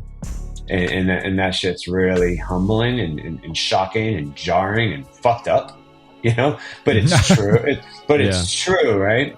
And I'm like, fuck, if that's the case, then I want to make sure that if I want to be here for 100% of that 90%. And that's not accurate because like, it's impossible to actually do that. But if that means taking a lot of red eyes or like doing this or doing that or whatever the case may be, like I'm all about that life all day. So I don't want to miss a school walk. I don't want to miss that. And that led to more just like an overall approach of like, do I want to be out till 4 o'clock in the morning? Do I want to do this? Like, and I do miss that sometimes, but I also like waking up at 6 and making him a waffle, and like, and doing all of that. And I like doing that on a night's sleep, not like doing it because I'm up. And so that shift of my mind kind of like also shifted me a little bit in my career of just like, and also just like getting older. Like I'm about to be 47. Like we're the first generation of like DJs in our 40s and some of us in our 50s who are still working, contributing members to the craft. Like before us, the only guys who are really old and still like crushing were like icons. It was like, like Jazzy Jeff's like 12, 13 years older than me, and like Tiesto, like all those people like who are like they're icon, like Kid Capri, like these guys, like if you're an icon, you could be 100. It doesn't matter what genre of music you're in, you could crush. But if you're not an icon and you're just good, and you're just like, if you're just really good at what you do and people like respect you, but you're not like a legend, like what do you do? Like we're the first generation of DJs who have kind of figured that out. Like, hey, because we didn't know you wouldn't get kicked out. When I was 30, I was like, I'm not going to do this at 40. Not that I didn't want to, but I was like, they're not gonna want me to do it. And then I turned 40 and I'm like, I better figure this shit out. And every time I think I'm about to get kicked out, then no, I don't think so. So now I'm just like, I stopped putting like age limits on it because we're living proof that we could be DJs in our late 30s, our 40s, and some of us in our early 50s who aren't icons. We're not Grammy winners. We're not going to the Rock Hall, but like we put in so many hours and we care so much about the craft and we've done so much work that like we're not going to get kicked out. But we didn't know that. We're setting that example for like the guys now who are in their 20s who can be like, oh shit, those guys are dope and they're still doing it. Like maybe I can also do that when I'm. We're showing that you can have longevity in a career. Yeah. That you can only have longevity and so it's really I take that not lightly at all, like to show people that like you can actually extend something that, we're all old enough to remember when people said, don't do this. Like this, don't do that. Yeah. You're going to be a what? Like, it's just like, and now people call me, like, can you teach my 4-year-old how to DJ? I'm like, but it's totally different. When I was in college and my parents thought I was fucking up my life. And so like, when you remember that that's where you're from and that's how society and your family and your friends looked at that shit, like it makes you take nothing for granted on the journey. 100%. Speaking of your journey, you've DJ'd for everyone from Prince to Prada. What are some common musical, I guess, what's a musical, like, I guess a common ground for events that you do like that? I think, you obviously are very eclectic and have a massive library, but is there ever, when you're doing these parties, is there kind of like, all right, everyone's going to like this, or this is going to bring everybody together no matter what the room is, or like a go-to type of situation for these types of parties or events? I mean, I think, yes and no. I mean, I think, like we said earlier, I think I kind of just have like a musical DNA that kind of stays in what I play. If I had to distill that DNA into like a phrase, it would probably be like soulful, So I think if I'm playing like 90s hip hop, it's tending to be more like soulful stuff. If I'm playing disco, it's going to be that. If I'm playing R&B, if I'm playing pop, if I'm playing house music, like I try to like what my stuff kind of like it just feels good, and it feels good sitting next to each other when I'm playing it. And if I'm doing events like that, like I try to always kind of like, if you when you just hear a record and it just sounds good, like that's how that's how I like my whole set to feel. And, by doing that, it doesn't mean sometimes maybe that means I don't go to the highs and the lows of it. Like maybe I just want you to feel like just like that, just that bounce the whole time, just like a good time. Now, if it turns into like a raging dance situation where you can course correct and obviously add in all those things, but I just kind of think, if it just has that there's so many genres and tempos that can still give you that exact same feel. And that's kind of what I want when I play. I just want people to have that, like, that feel. Like, it feels soulful, it feels good, it feels like, just like, you know, quality, you know, it feels timeless, you know. That's the other thing, is like, I try to play records that I feel are gonna really be around for a long time. And I try to play records or new twists on records that have been around for a long time. And that's why I think we're so lucky to live in this DJ ecosystem now, where there's thousands of edits. I mean, it makes it hard almost, right, to like figure out which one to play, because there's so many things. But when you find that right guy who does edits on Bandcamp, or you find that right person who puts you on to like some new kid that nobody else knows about, and they hit that sweet spot of how you want to sound, and you could hit all these records that you always wanted to play that never really fit, but now you can make them fit, and it just still sounds authentically you, and you can get into that little wavelength. Like, that's beautiful. And I think we all have that for our sounds, and we all have that for our niches. And I mean, we're just really lucky to have that. Do you play, you know, because, you know, speaking so much of private events and stuff like that, but also coming from nightclubs, did you switch the way you play up? You know, say it's a big event or a big party or something like that. Do you tend to like, hey, I'm going to let this verse, you know, I'll play 3 verses, or maybe I'm going to not get on the mic as much and try to hop them up, or, you know, hype them up compared to a nightclub? Is your approach different for these types of rooms? It all kind of depends on, like, you know, what's going on in front of me. Like, I'll definitely let some records play out a little bit longer if I can, if it just feels like it's energetically right at that time. But also, when I'm playing more for vibe and ambiance, depending on the brand and like what the event is, like, I could play so much more shit than you could play in a normal club night, because like, there's just not, like, you're not necessarily constrained to a dance floor or like a bottle table right next to you or anything like that, or some ass fuck manager yelling at you, or like some bottle girl getting like, you know, her $500 from the Saudis, but you're not getting any of it. Shout out to the Saudis, because my baby's stroller was bought by Saudi Arabia, you know.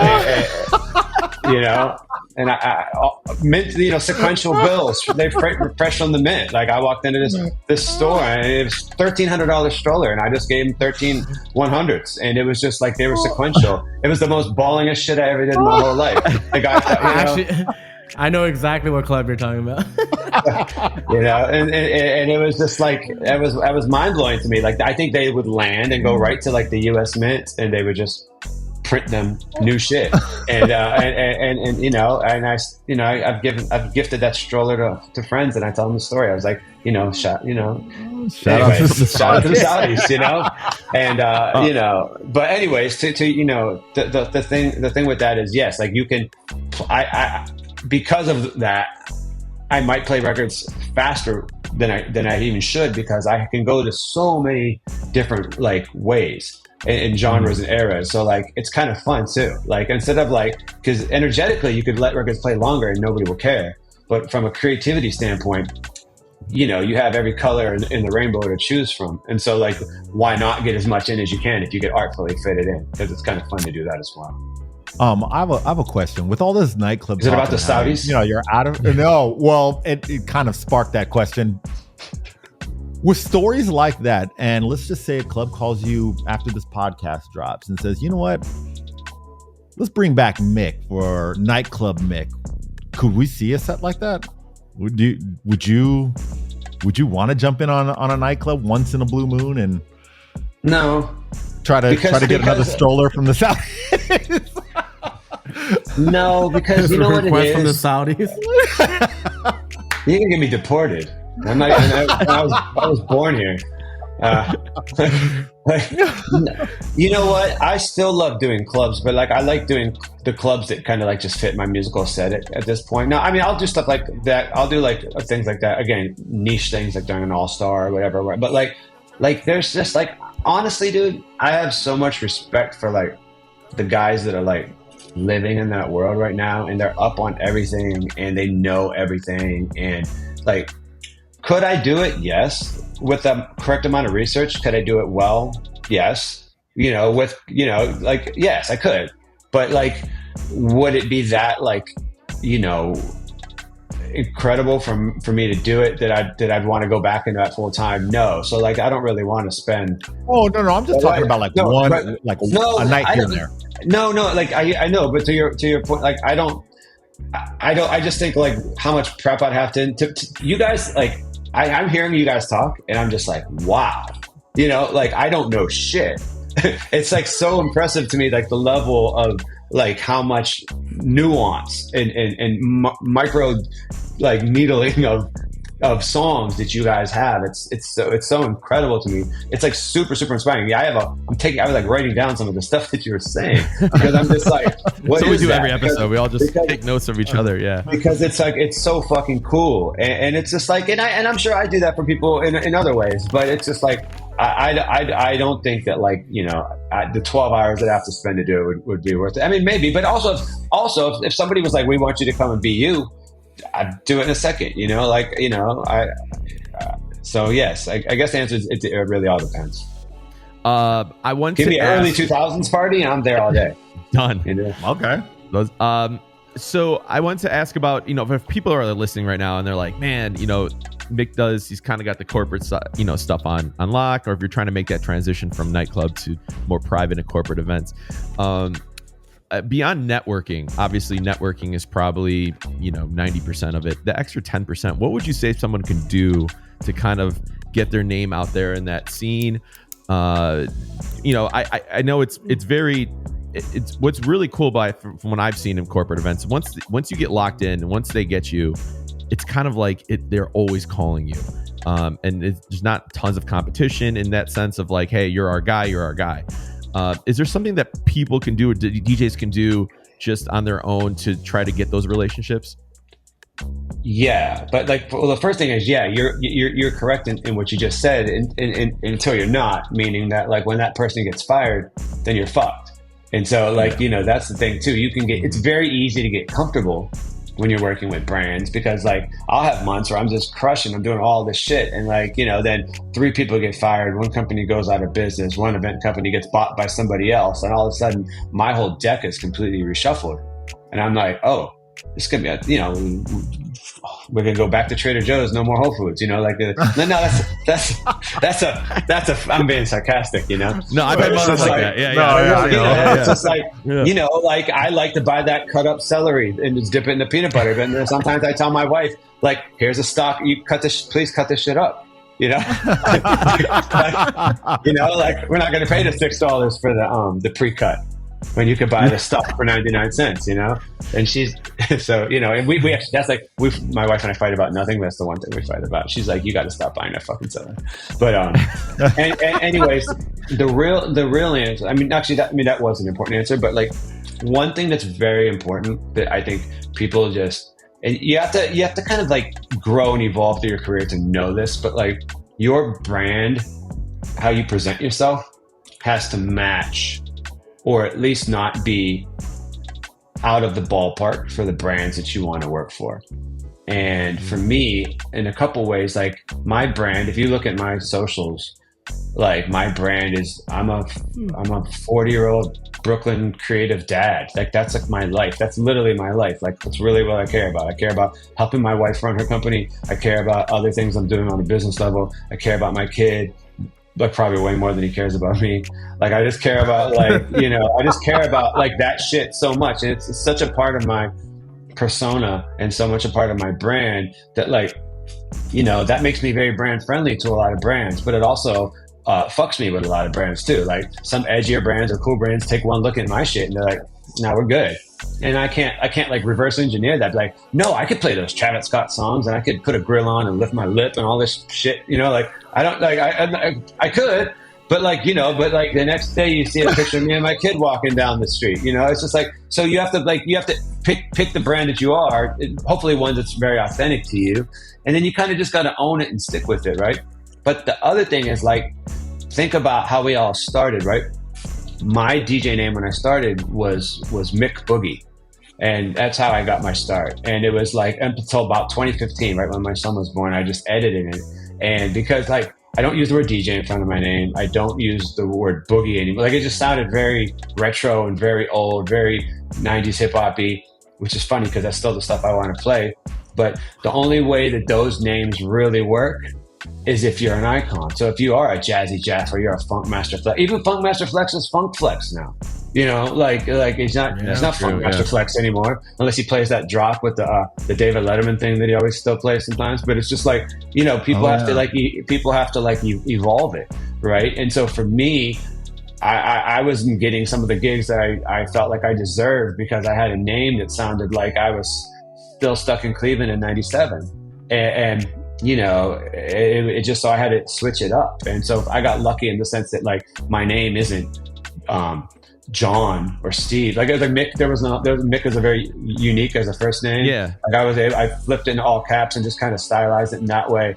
And it's just like it worked for me in that regard. And when I cleaned it up and just tried treating the overall Mick thing as a brand, not as a DJ brand, but as I don't want to say like a lifestyle brand, but just as a personal brand, you know, I started doing like all this like fun like social media stuff, and I started doing like speaking things, and all these other things started coming to me because I wasn't like pigeonholing myself, and I wanted and I tried to create this brand that was like not just who I am at, you know, I think I was 35 at the time, 36, 37, but something that will, like, can I pick a brand that's going to actually not grow out of who I am? Like, I'm just going to be who I am for the rest of my life, and this is the brand that I want to rock with for the rest of my life, versus the brand I created for myself when I was 18.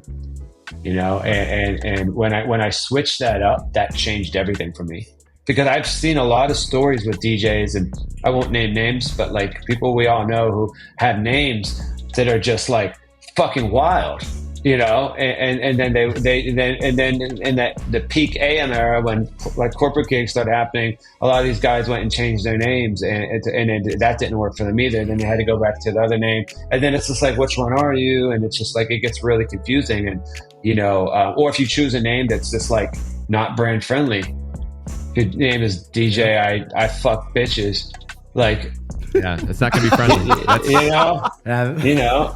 Yeah, you know, I'm being satirical, but like, we all know DJs that have some wild fucking names, and it's just like, Google's not calling you, bro. Like, you know, because you're not going to rank high in the Google search. Yeah, that's. Do you find that is there ways to get out there more? I mean, obviously, like, okay, so if someone's, you know, sitting at home and they're like, hey, I want to get more involved, is it are there events that you go to, like, you know, like you said, you switch some things around, and there's obviously going to be referrals from parties you've done in the past, and people are like, yo, Mick's great, you know, you should use him. But if you're saying that, like, hey, that talent buyer for that corporation's gone and you're starting over, are there things that you do to reach out? Do you send cold emails? Do you just go to events that kind of like associate with those, or what do you do to kind of get your foot in the door there? I know you're probably giving away some of your secrets, but if you could just give us some sort of you know, knowledge on that scene. I mean, I think it's just like, never be scared to reach out to people. Like, I reach out to people all the time if I want to work with them, you know, and I feel like I have enough of a track record doing things for similar brands or similar you know, agencies where they'll at least read it.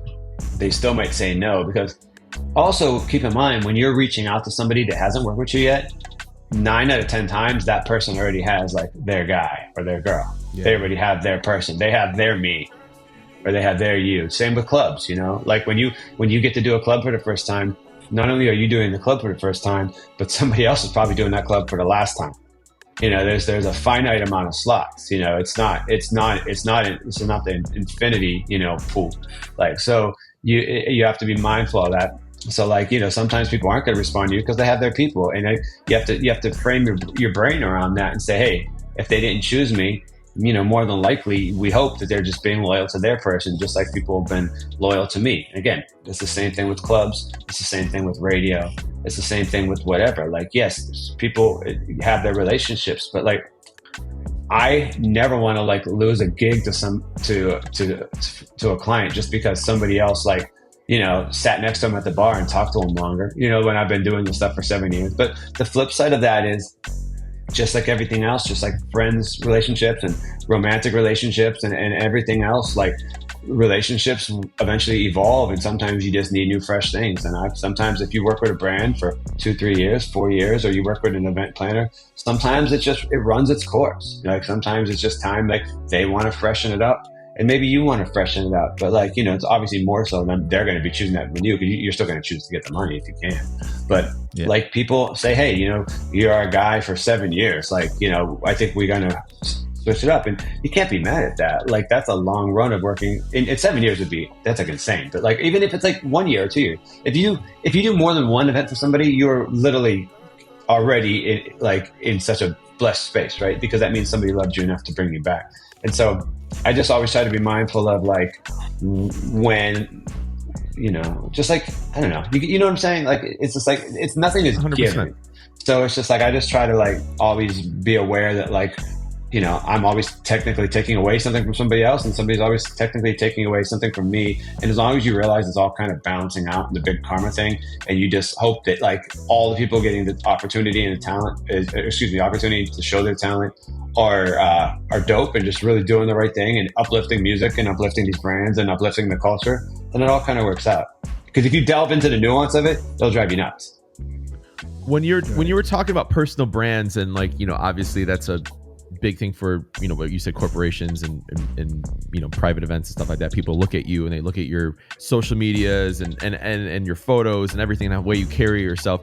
Would you say that I guess my question would be like, speaking of getting noticed and everything, is there a single most important thing or top 2 things that you like to do to try to get on people's radars? Is it like content, networking, sending like, cold emails or, DMs to people? Is there something that's worked for you to get noticed in that world? I mean, all of those things work, it's just a matter of how it connects with the person at that time, I'll send emails to people. I have an e-blast of clients I've worked with and other people I've added on. And, the only thing that matters when it comes time to get booked is that the minute the person who's doing the booking has an opportunity, that your name is the first one that comes. So it's just like 2 things, right? It's just like, it's almost like you're trying to play a game and you need the ball to fall in this hole and you need the ball to fall in that hole. And you just need your name to come here right when that opportunity happens here for a person. And if you can happen to have that luck and those connect, you win. So like the more opportunities you have to like put your name top of mind with these people, the better chances are that it might be happening the same hour, minute, day, week, whatever the case may be, when they have an opportunity and that they remember you. Because like if somebody doesn't book me for something, it's not like, and it took me a long time to get to this mentally, that they don't hate me. They don't have a problem with me. They don't think I suck. They don't think I'm ugly. They don't like, there's no, like we, as humans, we don't take failure well. We don't take no well. We're always like, why? What did I do? You didn't do a shit. It's nothing. You didn't, it's just situational. Like, it's just like that moment when that opportunity happened, you just happen to not be top of mind, but like, that's okay. So what I try to do is just, you want to keep like the top of mind shit going as much as humanly possible so that those balls can fall into those correct baskets, Nice. That's great advice. It's not their job to remember you every day. You know what I mean? It's your job to make sure that you're still there in the conversation. Did you I guess my last question is, do you have anything to like plug? Any parties, any projects coming up, collaborations? I know you do Mick talks and stuff like that. Is there anything that people can check you out on? Yeah. So like, I mean, my favorite thing I'm doing right now is, I'm doing a lot of like, it's funny, like years later, but I'm finally starting to do like DJ social media content. Like I never did it. I was just always like, I'm not going to do that. We don't need one more of those. And then my wife was like, you need to start doing it. She's so much smarter than me. So I'm just like, okay, babe, whatever you want. like whatever you want, when you're done cutting that celery, hold that iPhone for me. Okay. and that's basically what we do every night, celery and DJ videos. But yeah, those have been really fun. I'm really trying to I do a lot of them with my son. Cause like, he's really into music. And so like, I'm kind of like teaching him things every day and like watching him, just like hit the little cue points and do stems, and we're just doing it and we're recording it and it turns out really cool. And so that's really fun. And that's like, I really think that it's fascinating when you think about that, right? Because you could hit a reel, get in some like zeitgeist of it and get 10, 20, 30, 40, 50,000 views easy just from that. And think about that. That means somebody that means you were doing your talent 50,000 times. Take that, extrapolate it by like, if you do the best club in your city and there's like 1,000 people in it, you'd have to do that every week for a whole fucking year for 50,000 people to watch you do your best mix. But you could do something with a couple trending songs, a couple cool remixes, and a fucking like little Amazon selfie light and a little, you know, selfie stick, and get that many eyes on you. It's really fascinating, right? And so, you know, it doesn't matter what level of your career you're at. Like, it's just like, I started doing it, and then I started seeing how like people were watching it, and I'm just like, wow, you know, I'm going to do more of this, because I'm not getting those type of eyes on me in any other way. Even in my best week, and even in my best month, and even with my best gigs, like I'm nowhere near that many people are paying attention to me.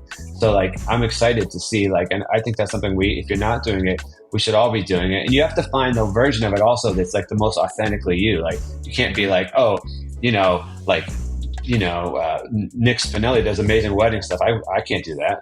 Like, if I did that, it wouldn't feel right for me to do that. But he owns that shit. Like, I found like the thing that works for me, it just feels like me. When people say this, they're like, wow, it like literally just feels like the exact you that I know. And so like, I'm really excited to see where that goes. I want to kind of like really grow that into something.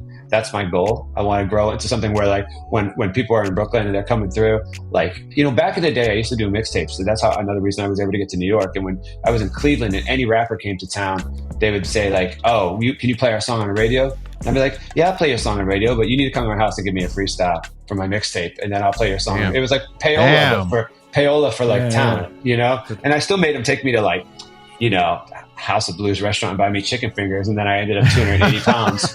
So like, you know, 280 pounds of chicken fingers was not a good look on me, but like, you know, it is what it is. But like, you know, so I switched from the chicken fingers to like the freestyles, and you know, and I just think now I that's kind of like my goal. Just I want to get to like, if somebody's like in New York and they're doing like a press run, I want to get my social like DJ videos up to the point where like, instead of doing a remix where I'm just stemming out the shit, fuck it. What if I did that and that artist just walked into the frame? You know, what if I'm like just creating like a Doechii remix, but like, and I'm like, no, fuck that, and then she just like walked on. Like that's kind of like that's kind of like where I want to grow it. I don't know if it'll happen. Like, we'll see, but that's kind of where my mindset is on it. Like, you know, I just think like, if you're gonna do it, like try. And the worst case, like, you get people to see it and you get to have fun. So. That's really kind of cool. That's pretty much the focus. You're manifesting it out. You're putting it out there, so people now they know what to look for. Give everyone your socials too, so they can, you know, check out these videos and everything. Sure. It's just on my Instagram, which is @Mick, M-I-C-K. It's pretty simple. Very simple. Damn, you got that. How'd you get that name? That's crazy. I can't reveal. But it was like, one of his many corporate gigs. He knew somebody. Obviously, he's got But the other thing is, if you look in the link in bio on my Instagram, I also do actually a lot of like personal branding, like kind of like advice calls with people. Like, believe it or not, like, so I use this company called Intro, which is really cool. And so like a lot of I do several every month where people like will just like, you know, pick, you know, like the whole like, can I pick your brain thing? Yeah, you can pick my brain, but it's gonna be $100. You know, like we can't just keep doing free pick my brains for like, oh, I have no time. But like also like I think like people should be like serious if you're gonna pick some brains. Like put a little effort in, because like and so I'm always happy to do that. The site's called Intro. Intro, yeah, and I'm on it. But the link is in my bio on my Instagram as well. But it's really cool. I've given so much advice, good or bad, to all sorts of people: DJs, singers, graphic designers, startup founders, AI coders, like all that, because we're in a world where like there's no difference between what we do and a creative person at a startup does, or somebody who's coding and doing stuff. We're all creative at this point. Like when people are like, people talk about the creator economy and they're only talking about people like creating content. No. We've all been creating content since we started DJing. Like everybody's like creative, and it drives me nuts when they're like, you're only creative if you're a graphic designer or you're making stupid TikTok dances and shit. Like every single person, we're lucky. Like, dude, did you know that like people didn't even used to consider DJing creative? They used to think, well, we were the bullshit. The artists were the creative ones. We weren't the creative ones, right? Like, it's crazy to think about that now, doing what we all do now. And so I'm of the mindset that no matter what you do, whether you're a chef, whether you're a marketer, whether you're a finance guy, whether you're a teacher, like the creativity that we're all blessed to have on this conversation because of what we do. I think everybody has it, and I think everybody can extract that stuff from within themselves and make whatever they do better. You don't have to be a DJ or a singer or a graphic artist to like let creativity make your life better. It changed all of our lives on this call, right? Like, I think it could change everyone's lives. So that's another thing I'm really passionate about. It's like, why don't you? Everybody should consider themselves creative. Just because you're not headlining a festival or your art's not at the MoMA, does that make you less creative? No, that's shit we tell ourselves. Yeah. Love it. Well, dude, thank you so much for doing this and dropping this knowledge and giving us a little insight on your world and everything. So yeah, thank you. Weird Mick. world. Yeah, man. You're crushing it. So that's why we wanted to have you on here. And make sure you see him on. I'm like going through intro.co right now. I'm like looking at all these people. But no, dude, this is great, man. Thank you so much for doing this podcast and having. I'm so excited to share it too. This is so fun. I really appreciate you guys asking. Awesome. Well, thank you. And everyone that's listening, make sure you leave your comments on IG and X and YouTube. Do people still call it X? People were saying Twitter the other day, so I don't know, whatever you want to call it. We called it Twitter today, so. Did we? All right, yeah. So whatever platform you want to communicate, just say what's up to us, leave reviews, and or just whatever, shout out, and we'll shout you guys out on the next episode. We also we actually have merch. If you're watching the YouTube version of this, you can see the hat that took a year? Almost a year.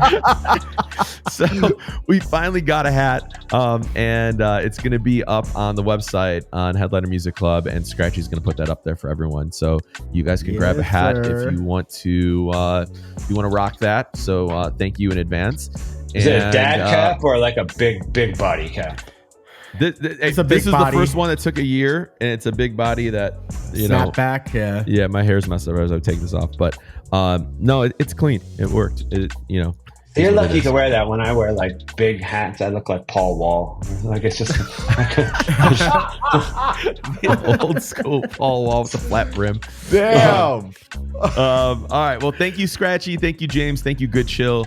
Also, Five, you got a playlist that you got like 3 playlists now. You want to shout them all out? We have the Headliner Music Club playlist, DJ Five's playlist, just all stuff I'm playing out, edits I'm feeling, just current stuff that I like. And then we have a new playlist from Kazis and Rick Wonder, our super editors, producers, called Shake and Pop. And it's Rick Wonder's really dope. I just want to say that. I think he's incredible. Oh yeah, Rick is amazing. Great guy. So yeah, it's their playlist of all the stuff they're feeling on Headliner Music Club. And then check out Fourth Meal Podcast. I think we're recording one today or tomorrow. What?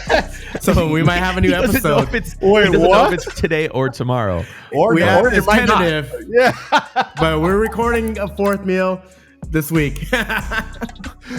Big shout out to Jerzy for keeping us consistent because we're consistent on these recordings thanks to Jerzy.